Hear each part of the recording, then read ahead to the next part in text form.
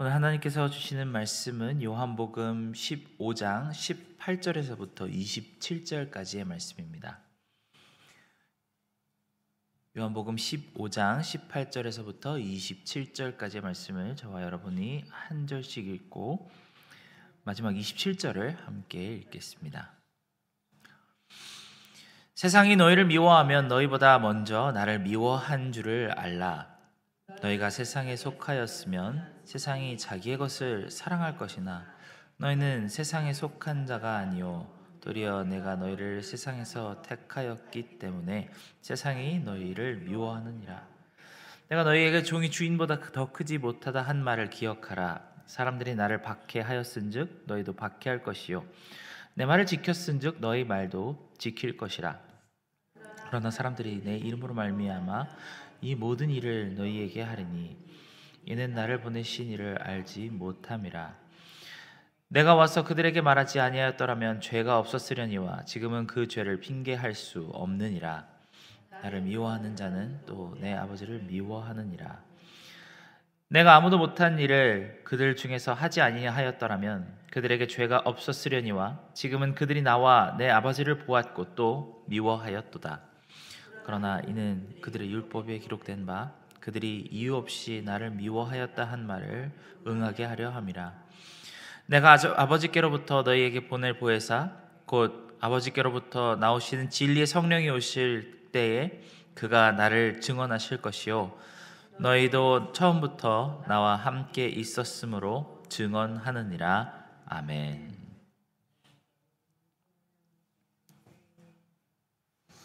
한 10년쯤 전에 아주 유명하던 책이 한 권 있었는데요. 그 제목이 미움받을 용기였습니다.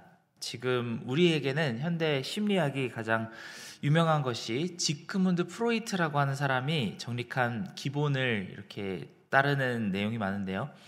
그 프로이트와 동시대에 살던 알프레드 아들러라고 하는 철학자이자 정신과 의사가 있었습니다. 그 의사는 프로이드와는 완전히 다른 방식으로 이런 심리학적 질병에 접근했다고 합니다.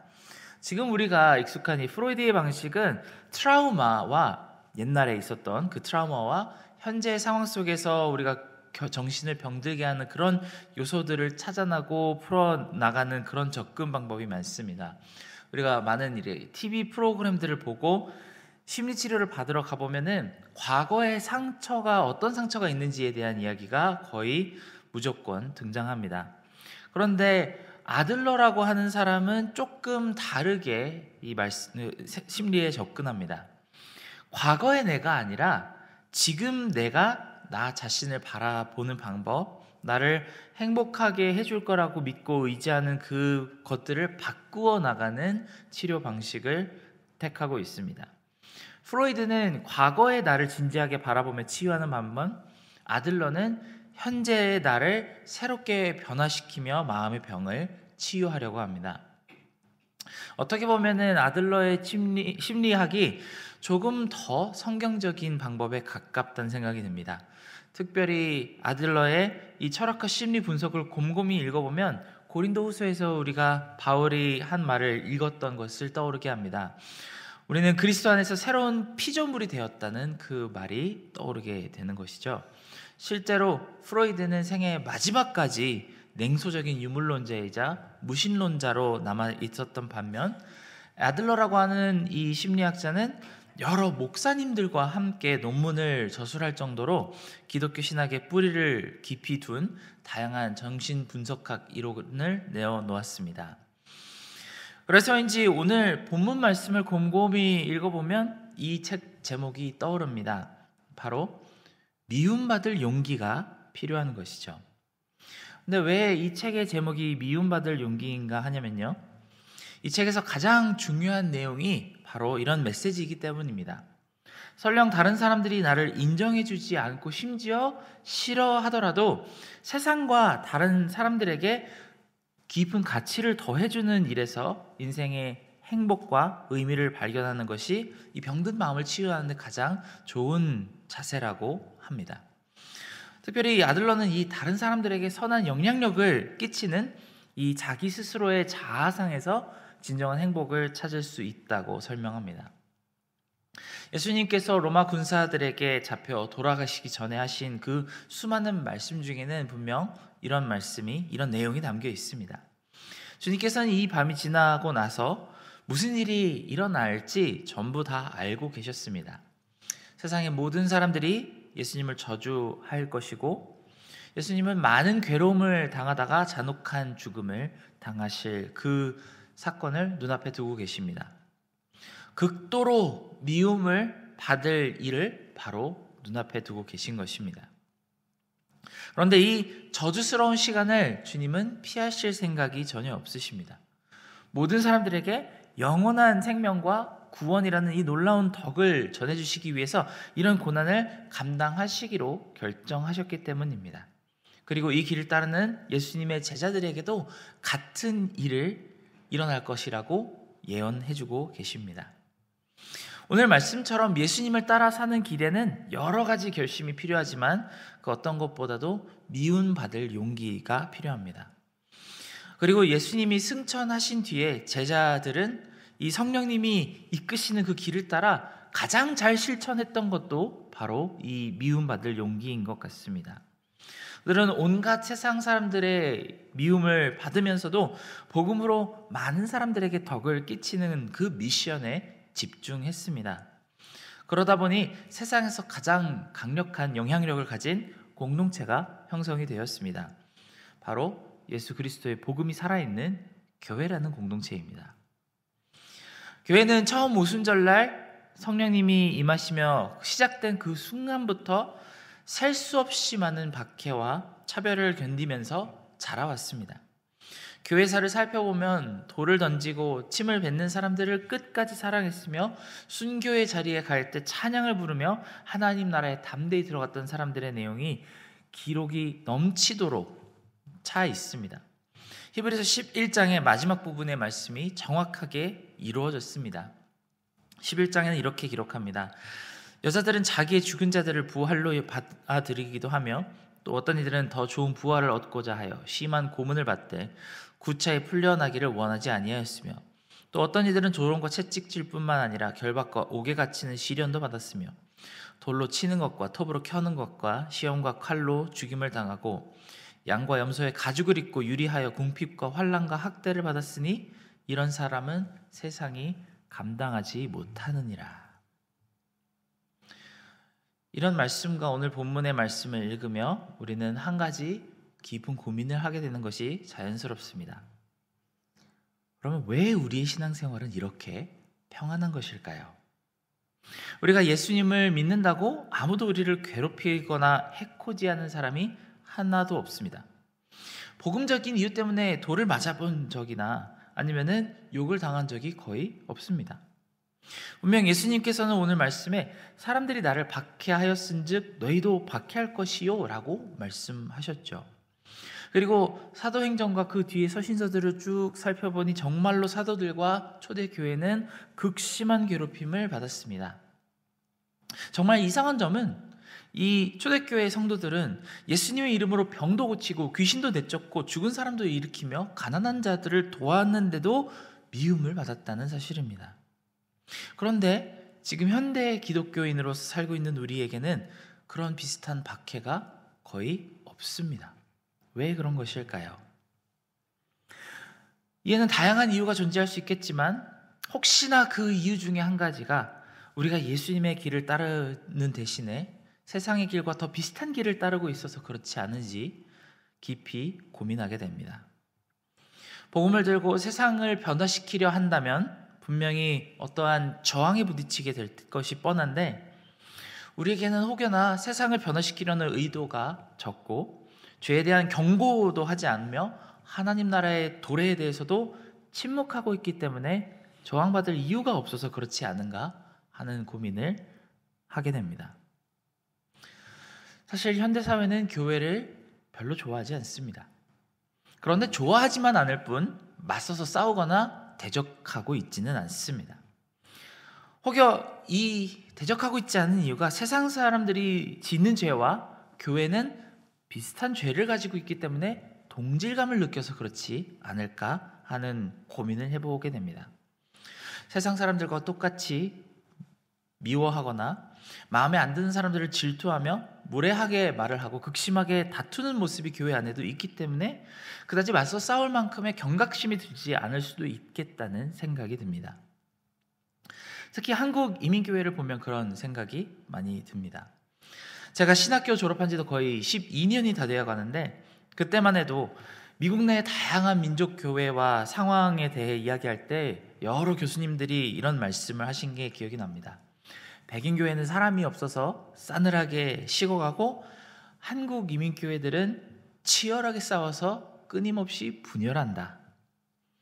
이 말은 당시 고등 코넬 신학교의 총장님이시던 데니스 홀린저라는 교수님이 한 수요 채플에서 하신 말씀입니다. 저는 당시 한인 이민교회 전도사였는데 그 말씀을 듣고 굉장히 화는 났지만 반박할 수 있는 말이 없었습니다. 왜냐하면 제가 보기에도 그것이 사실이었기 때문입니다. 이 시점에서 19절의 말씀을 곰곰이 살펴보았으면 합니다. 너희가 세상에 속하였으면 세상이 자기의 것을 사랑할 것이나 너희는 세상에 속한 자가 아니요 도리어 내가 너희를 세상에서 택하였기 때문에 세상이 너를 미워하느니라. 예수님은 일부러 이 세상 속에 속한 사람들과 주님께서 세상으로부터 택하여 내신 사람들의 위치를 비교해서 말씀하십니다. 그리고 이 말씀 속에서 지금 우리는 어느 위치에 서 있는지 고민할 수밖에 없습니다.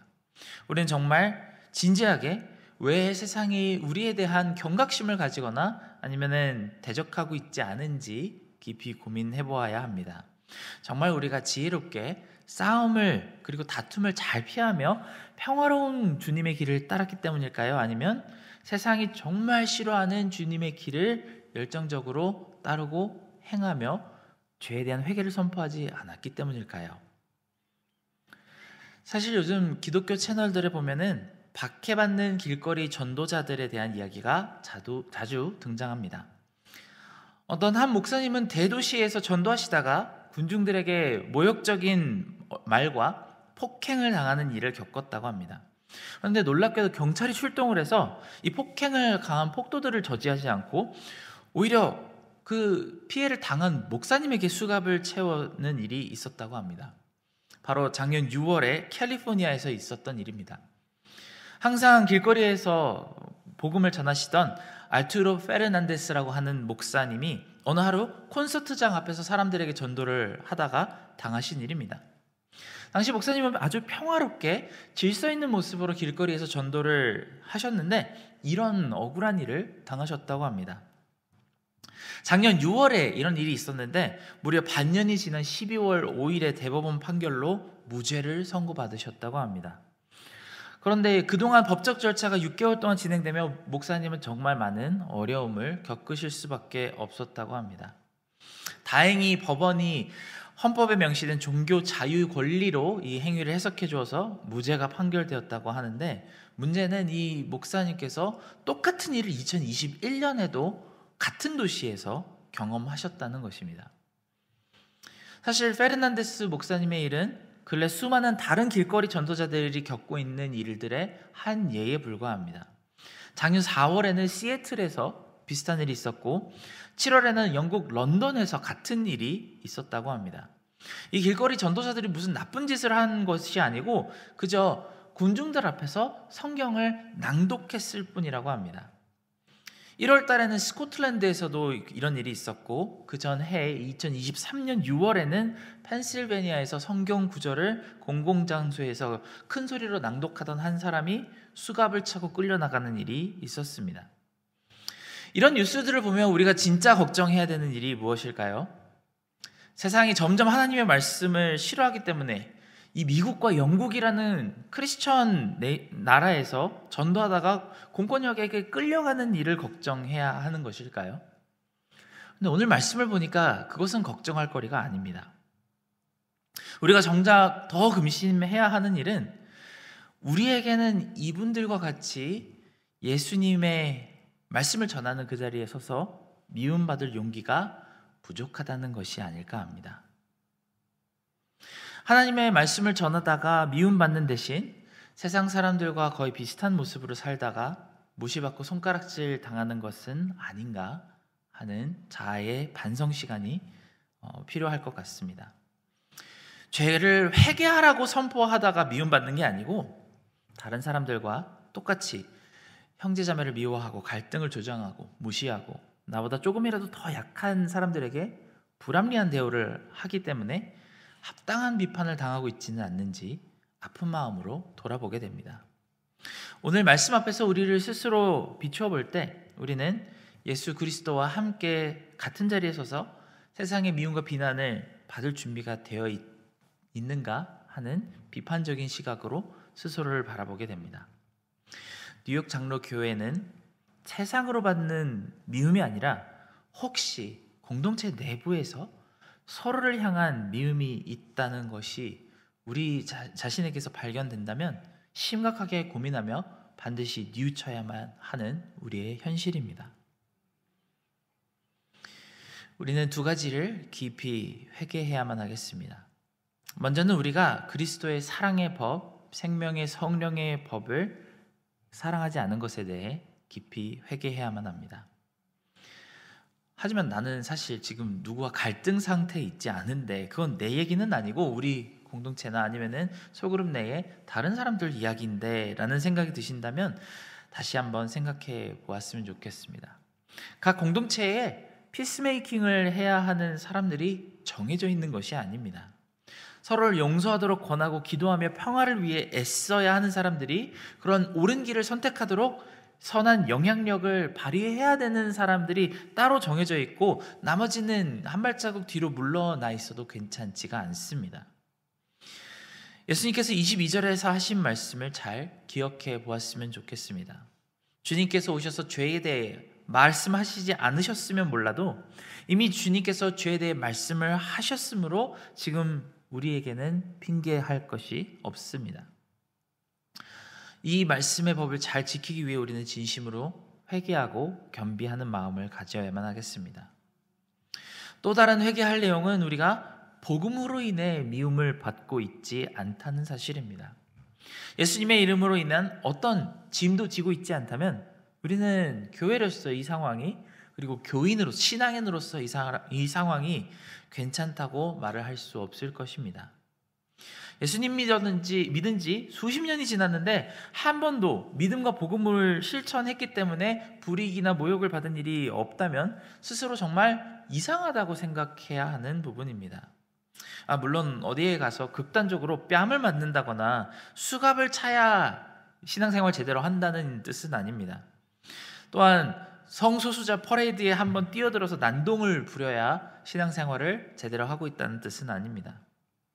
깊은 사랑과 애통한 마음을 가지고 영혼을 구원하기 위해 뛰어들어 본 사람들은 그 죄의 저항이 얼마나 격렬한지 알 수밖에 없습니다. 하지만 기나긴 신앙생활을 하는 동안 다른 사람들을 죄와 사망으로부터 구원하기 위해 이 격렬한 싸움을 싸워본 기억이 없다면 이제는 커다란 경각심을 가져야만 하는 문제입니다. 우리는 이제 예수 그리스도의 이름을 위해 얼마든지 미움받을 용기를 달라고 기도해야만 하겠습니다. 함께 기도하겠습니다. 사랑하는 하나님, 독생자 예수 그리스도께서 우리 모두를 구원하시기 위해 얼마나 큰 미움과 얼마나 큰 박해와 고난을 받으셨는지를 우리가 기억할 때에 예수님의 길로 따라 산다는 것이 정말 많은 사람들과 갈등을 빚지 않는 것에만 초점을 맞추어져 있는 우리가 지금 이 위치가 어디에 서 있는 것인지를 한번 다시 바라볼 수 있게 도와주시기를 간절히 간구드립니다. 우리가 혹여나 미움을 받더라도 예수 그리스도의 이름을 선택하고 그저 사탕발림이 잔뜩 붙어있는 그런 말이 아니고 죄를 회개하게 하고 예수 그리스도의 구원을 바라보게 하는 말을 담대하게 전할 수 있는 그런 뉴욕 장로교회 온 성도들 될 수 있게 도와주시옵소서. 모든 은혜 감사드리며 예수님의 이름으로 기도드렸습니다. 아멘.